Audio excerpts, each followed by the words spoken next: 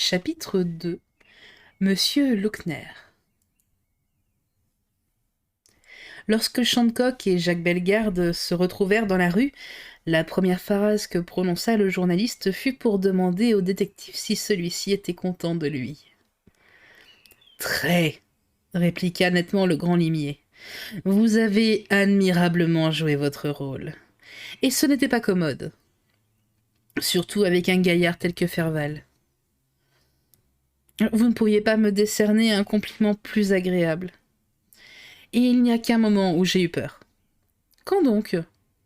Lorsque Ferval a sorti vos lettres. Le fait est que, sans le regard que vous m'avez lancé et dont j'ai tout de suite compris la signification, je me demande si je serais resté maître de moi. Mais Shandcock héla un taxi qui passait à vide. Maintenant, dit-il, filons vite chez le baron Papillon. J'ai idée que nous y apprendrons des choses intéressantes. Quelques instants après, l'auto de place qui véhiculait le limier et le journaliste s'arrêtait rue de Varennes devant un très bel hôtel du XVIIe siècle qui évoquait la grandeur solennelle de cette époque. Shandcock fit fonctionner la sonnette dont la poignée de cuivre était placée à la droite d'un portail monumental, orné d'un frontispice décoré d'un blason sculpté en relief. Au même instant, une petite auto débouchait dans la rue. C'était la voiturette du bossu. Celui-ci, près duquel se tenait l'homme à la salopette, aperçut le détective et le reporter stoppa aussitôt à une trentaine de mètres de l'hôtel, devant lequel le détective et le reporter attendaient toujours qu'on leur ouvrît. « Ça !» murmura le bossu à l'oreille de son compagnon. « Qu'est-ce que Shandcock peut bien venir faire chez les papillons ?» Certain de n'avoir pas été reconnu, car Shandcock et le faux Cantarelli lui tournaient le dos, il fit aussitôt marche arrière et s'en fut se mettre à l'abri d'une énorme voiture de déménagement qui stationnait devant une maison voisine. La porte de l'hôtel s'ouvrit enfin, laissant apparaître la tête bourrue d'un concierge en grande livrée qui, tout de suite, dévisagea les visiteurs d'un air hautain et antipathique. « Vous désirez ?» interrogea-t-il d'un ton rogue. Shandcock poliment répliquait. « Parlez à monsieur le baron Papillon. »« Monsieur le baron est sorti. » répliquait sèchement le cerbère.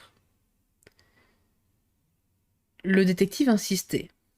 « Vous ne savez pas à quelle heure il rentrera ?»« Non. »« Il s'agit d'une affaire urgente. »« Je n'y puis rien. » Cependant, avec importance et autorité, le concierge daignit expliquer.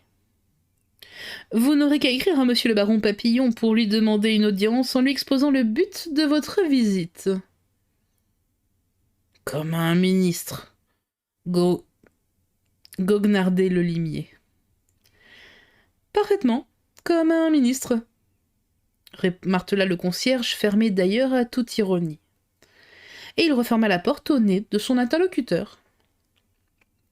Le baron Papillon peut se vanter d'être bien gardé, constatait Bellegarde. Ce n'est qu'un retard sans conséquence, affirmait Shandcock. Nous allons entrer tout de suite dans un bureau de poste où j'enverrai un pneu au baron.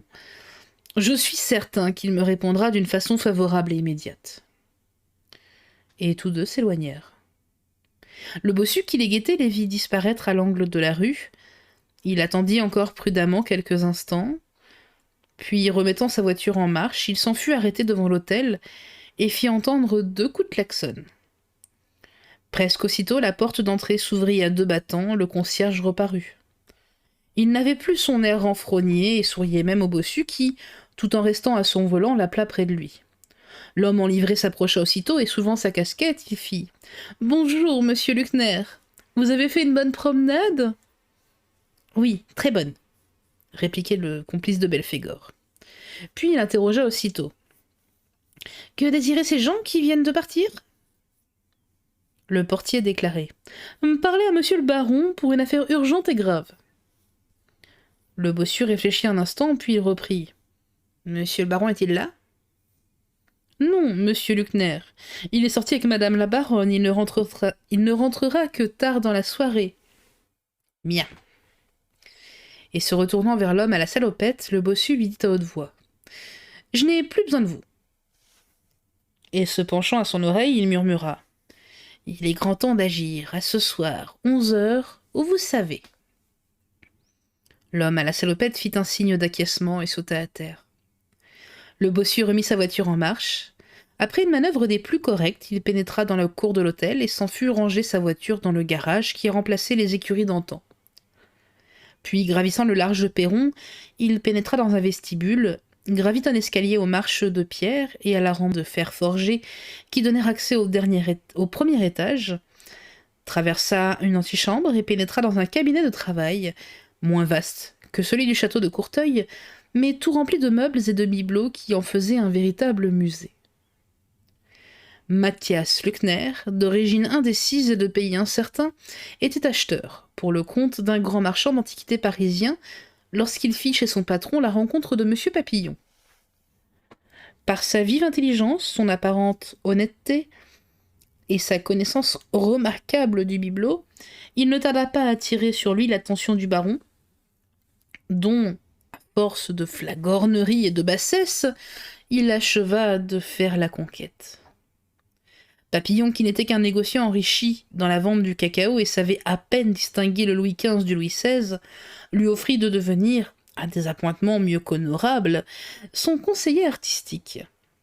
Et depuis 1 an que le bossu occupait ce poste, il avait vu grandir sa faveur à un tel point que le baron ne faisait plus aucune acquisition sans le consulter, ce qui permettait au rusé coquin de toucher d'importantes commissions dont son patron faisait naturellement tous les frais. Comme ce personnage, dont le passé devait être singulièrement louche, était-il devenu le collaborateur du mystérieux Belphégor? Quel lien assez puissant, en dehors d'un intérêt manifeste, l'unissait au fantôme du Louvre pour qu'il lui témoignât un dévouement et une obéissance de tous les instants?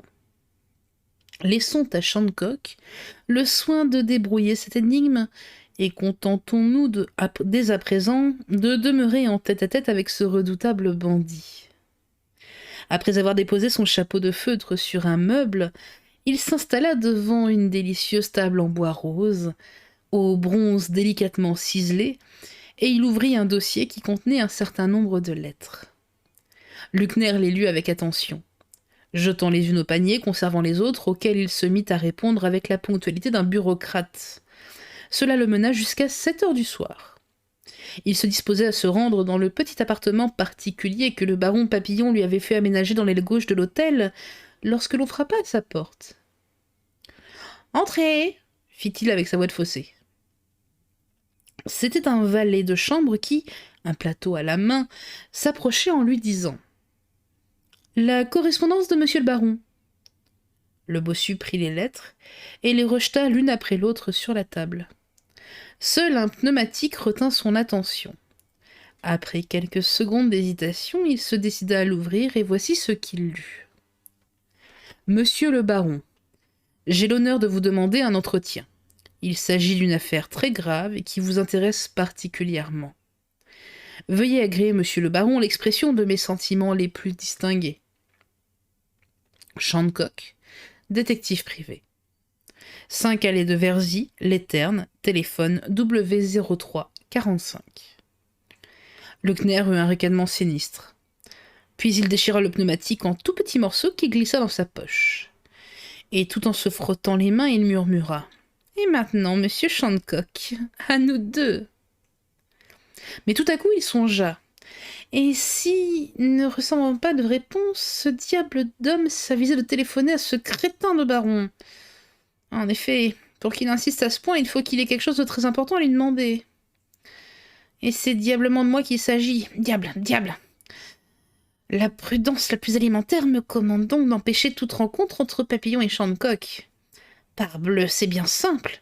Il n'y a qu'à interrompre toute communication téléphonique.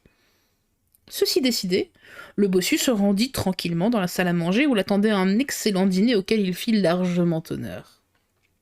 Puis, il descendit à l'office où se trouvait le standard. 5 minutes après, il en ressortait, sa besogne accomplie. Il se rendit au garage, dont il ouvrit les portes à 2 battants, grimpa sur le siège de sa voiturette et mit en marche son moteur, sorti dans la cour. Attiré par le bruit, le concierge apparut sur le seuil de la loge. « Vous allez en course, monsieur Lecner ?»« Non, je vais passer la soirée chez des amis, » répondit le bossu. Le cerbère ouvrit le portail et le complice de Belphégor, appuyant sur la pédale, gagna la rue de Varennes.